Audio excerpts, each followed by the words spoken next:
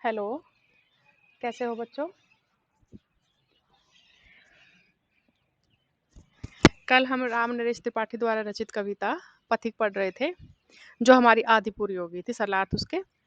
बाकी की बची हुई आज हम उसे पूरा करेंगे। तो उम्मीद करती हूँ जो पढ़ाया गया था वो सब समझ में आ गया होगा, और ऑप्शन वाले भी तुमने छांट के लिखे होंगे। जिन बच्चों ने कल ये काम नहीं किया था, आज वो बच्चे पूरा कर लेंगे। तो हमने पहला ये जो पहला ये है, ये कर लिया था पैरा, दूसरा भी कर लिया था, तीसरा हो गया था हमारा। आज हम करेंगे चौथा पैरा।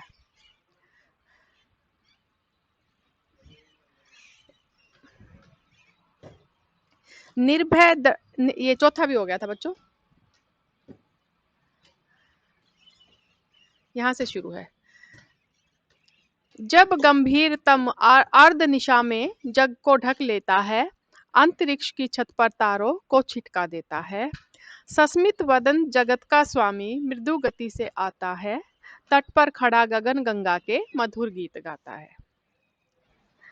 सबसे पहले प्रसंग, प्रस्तुत पंक्तियां। बहुत सारे बच्चे ऐसे हैं, जब सरलार्थ तुम्हारे पेपर में या टेस्ट में दिया जाता है तो प्रसंग नहीं लिखते हैं। प्रसंग लिख देते हैं तो विशेष नहीं लिखते हैं, उसका भावार्थ नहीं लिखते हैं। तो ऐसा मत किया करो। जब भी कोई सलाह किया जाता है तो सबसे पहले प्रसंग और बाद में व्याख्या के बाद विशेष और भावार्थ होना बहुत जरूरी है। तो क्या है प्रसंग इसका? प्रस्तुत पंक्तियां हमारी हिंदी की पाठ्य पुस्तक आरोह भाग 1 में राम नरेश त्रिपाठी द्वारा रचित कविता पथिक से लिया गया है। इसमें कवि ने प्रकृति का बहुत ही सुंदर चित्रण किया है, और जब कवि समुद्र के किनारे खड़ा हुआ है, वहां की वर्णन इस कविता में बहुत सुंदर मनोहर तरीके से किया है। कवि क्या कह रहे हैं? जब गंभीरतम, जब गहरा, गंभीर का मतलब गहरा, तम मतलब अंधेरा, अर्धनिशा आधी रात्रि में जग को, संसार को ढक लेता है, यानी चारों तरफ अंधेरा छा जाता है।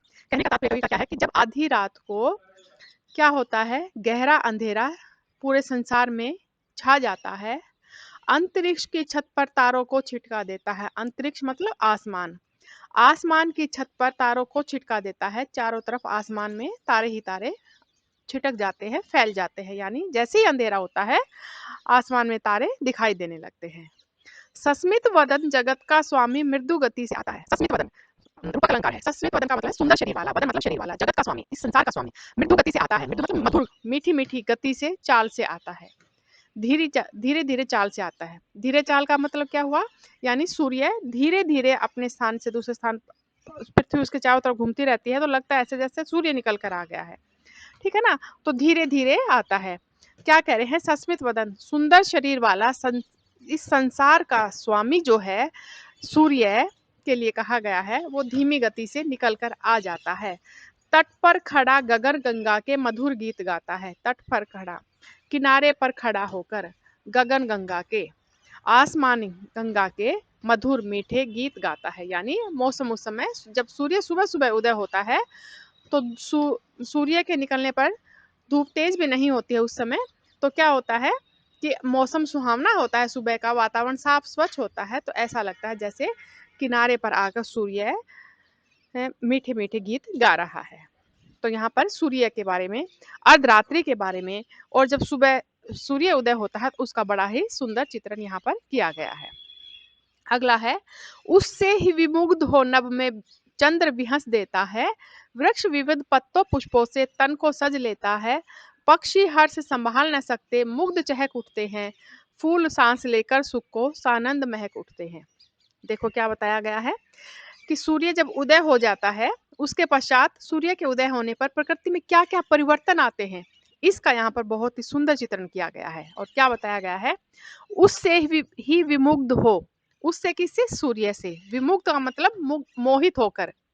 नभ में, आसमान में चंद्र, चांद विहंस देता है, हंसने लग जाता है। यानी कहने का मतलब क्या है?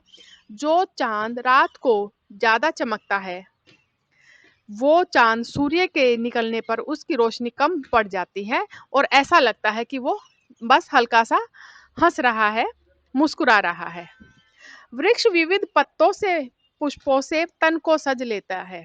वृक्ष, पेड़, विविध मतलब बहुत प्रकार के, अलग अलग प्रकार के पत्तों से और पुष्पों से, फूलों से तन को सज लेता है, यानी अपने शरीर को सजा लेते हैं। कहने का तात्पर्य क्या है कि जब सुबह सूर्य उदय होता है तो क्या होता है, जो पत्ते ढीले पड़ चुके होते हैं या मुरझा जाते हैं या सुस्त हो जाते हैं, वो क्या है, सूर्य का प्रकाश पड़ते ही वो उनमें ताजगी आ जाती है, और उसमें जो फूल अधखिले होते हैं या मुरझा जाते हैं वो फिर से सूर्य के प्रकाश से फिर से सज जाते हैं, जिससे कि वो वृक्ष, फूल सब अपने आप को ऐसा लगता है जैसे उन्होंने नए नए पत्तों से और फूलों से अपने आप को सजा लिया है। पक्षी हर्ष संभाल न सकते, मुग्ध चहक उठते हैं। पक्षी हर्ष, खुशी संभाल न सकते, यानी जो सुबह सुबह का वातावरण होता है, सूर्य उदय हो जाता है, चारों तरफ फूल खिल जाते हैं, ऐसे वातावरण को पक्षी अपने, ऐसे वातावरण में पक्षी अपने आप को संभाल नहीं पाते हैं और मुग्ध मोहित होकर उस वातावरण पर चहक उठते हैं, चहकने लग जाते हैं, बोलने लग जाते हैं। फूल सांस लेकर सुख की सानंद महक उठते हैं। फूल सांस लेकर, यानी जैसे ही सुबह पौधों के ऊपर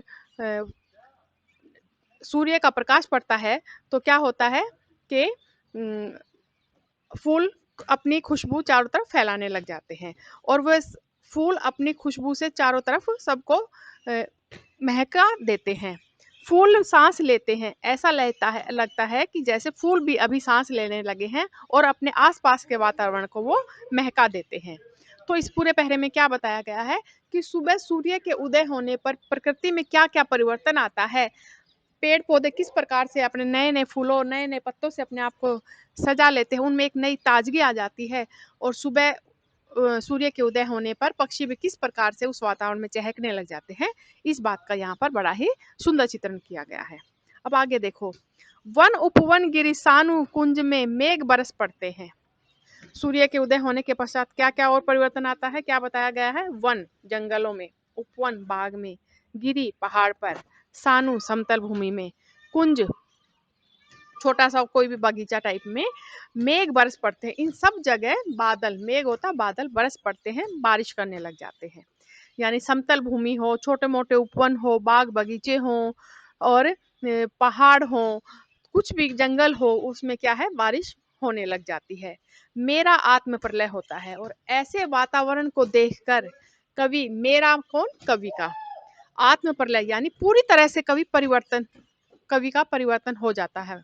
एकदम से कवि के अंदर परिवर्तन होता है, बदलाव आता है, नए नीर झड़ते हैं और क्या होता है कि आंखों से आंसू झड़ने लग जाते हैं।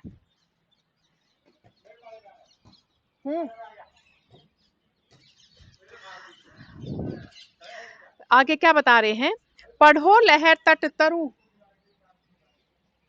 पढ़ो लहर तट तरण तरु गिरी नभ, किरण जलद पर प्यारी। यानी कवि क्या कह रहे हैं, कवि के हृदय का परिवर्तन होने के बाद क्या होता है, कवि के आंखों से खुशी के, ऐसे वातावरण को देखकर खुशी के आंसू झड़ने लग जाते हैं, आंसू आ जाते हैं आंखों में। और क्या कह रहे हैं, अपनी प्रियतमा को संबोधित करते हुए, पढ़ो, क्या, किस पर, लहरों के ऊपर। सबसे पहले लहरों पे बताया गया था ना कि किस प्रकार लहरों पर, तट पर, किनारे पर, तृण पर, तिनके तिनके पर, तरु पेड़ के ऊपर, गिरी पहाड़ पर, नभ आसमान में, किरण सूर्य के प्रकाश पर और जलद और बादलों पर, प्यारी हे प्रिय, तुम लिखी हुई है यह मधुर कहानी विश्व मनोहर हारी। लिखी हुई है यह मधुर कहानी, ये क्या बताना चाहा है अलग अलग स्थानों पर कि ये मनोहर कहानी कहाँ पर लिखी हुई है, किनारों पर, तट पर, लहर पर, घास पर, पहाड़ पर, आसमान में, सूर्य के प्रकाश पर और बादलों के ऊपर। जो प्रकृति की यह मधुर मनोहर कहानी लिखी हुई है, ये विश्व मनोहर हारी, ये पूरे संसार के मन को हर लेने वाली है। कैसी मधुर मनोहर उज्जवल है यह प्रेम कहानी। कवि क्या कह रहे हैं, अगला पहरा है कि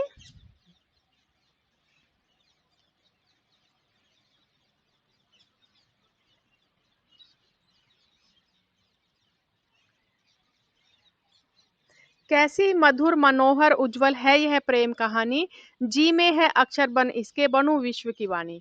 कवि क्या बताना चाहता है कि ये जो प्रकृति का वातावरण है वो कैसा है, मधुर है, मनोहर है, उज्जवल, साफ और स्वच्छ है यह प्रेम कहानी। और क्या है, ये प्रकृति रूपी कहानी जो है वो बहुत ही ज्यादा मधुर है, मन को हर लेने वाली है, उज्जवल और स्वच्छ है। जी में है अक्षर बन इसके बनूं विश्व की वाणी। और कवि क्या कह रहे हैं कि मेरा मन क्या करता है, मेरा मन करता है कि मैं इसकी वाणी बन जाऊं, मैं जी में है अक्षर बन इसके बनूं विश्व की वाणी। यानी प्रकृति का जो यह सुंदर दृश्य था, इसकी मैं वाणी बन जाऊं और क्या बनूं, क्या करूं, स्थिर पवित्र आनंद प्रतिम है, सदा शांत सुखकर है। ये आखिरी पैरा है जो,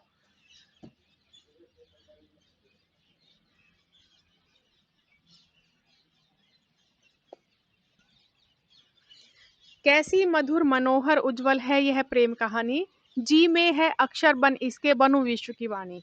कवि क्या कह रहे हैं कि प्रकृति का जो दृश्य है कितना मधुर है, मन को हर लेने वाला है, उज्जवल स्वच्छ है। यह प्रेम कहानी, कौन सी प्रेम कहानी, प्रकृति की है कहानी, जी में है। यानी कवि का मन क्या करता है कि अक्षर बन जाऊं मैं और बनूं विश्व की वाणी, और सारा संसार, यानी कवि अलग अलग चाहता है। जब बादलों को देखता है तो कवि का मन क्या करता है कि मैं बादल बन जाऊं और आसमान के कोने कोने में घूमूं। जब समुद्र की लहरों को देखता है तो क्या मन करता है कि मैं लहरों के ऊपर बैठ जाऊं और समुद्र के कोने कोने में घूमूं। और कवि इन सारी प्रकृति के दृश्य को देखने के बाद अब कवि का मन क्या कर रहा है कि कवि का मन कर रहा है कि मैं अक्षर बन जाऊं, और जिससे वो उस अक्षरों को सारा विश्व बने, बोले, पढ़े, और उनकी मैं वाणी बन जाऊं, और इस प्रकृति के सुंदर दृश्य को वो महसूस करे और पढ़े। वो सुंदर दृश्य कैसा है, जो स्थिर है, जो पवित्र है, आनंद प्रवाहित है, सदा शांति और सुख देने वाला है। आह प्रेम का राज्य परम सुंदर, अतिशय सुंदर है। और अंत में आह भर के, लंबी आह भर के कवि क्या कह रहा है कि ये प्रकृति का प्रेम रूपी जो साम्राज्य है वो सुंदर ही नहीं बल्कि अति सुंदर है। कहने का तात्पर्य क्या है कि कवि प्रकृति के इस सुंदर दृश्य को देखकर भाव विभोर हो गया है, और कवि का मन अलग अलग चीजें, प्रकृति के हर एक दृश्य को देखकर अलग अलग चीजें करने को कर रहा है। तो ये हमारी कविता थी पथिक। अब इसका है भाव। तो भाव में क्या आएगा, कवि हमें क्या बताना चाहता है, प्रकृति के माध्यम से बताना चाहता है कि प्रकृति मनुष्य में एक नई ताजगी, एक नई स्फूर्ति, जीने की उमंग पैदा करता है। ठीक है, और इसमें भाषा सहज व सरल है। तत्सम तद्भव शब्दों का प्रयोग किया गया है पूरी कविता में। रूपक अलंकार का बहुत ही सुंदर प्रयोग किया गया है। कहीं कहीं पर अनुप्रास अलंकार भी है, जैसे पत्तों और पुष्पों में अनुप्रास अलंकार भी है। ठीक है, और लयात्मकता, गेयात्मकता है, प्रसाद गुण है, और प्रकृति का बड़ा ही मनोहारी सुंदर चित्रण यहाँ पर किया गया है। इसके साथ ही आज की हमारी ये कविता खत्म होती है। तो आज तुम्हारा काम क्या है बच्चों, आज तुम्हारा काम है इस पूरी कविता की के सलार्थ की अच्छे से दोहराई करोगे, और ऑप्शन वाले प्रश्न उत्तर कविता में से भी और जो जीवनी है उसमें से भी छांट के तुम अपनी कॉपी में लिखोगे। थैंक यू बच्चों, धन्यवाद।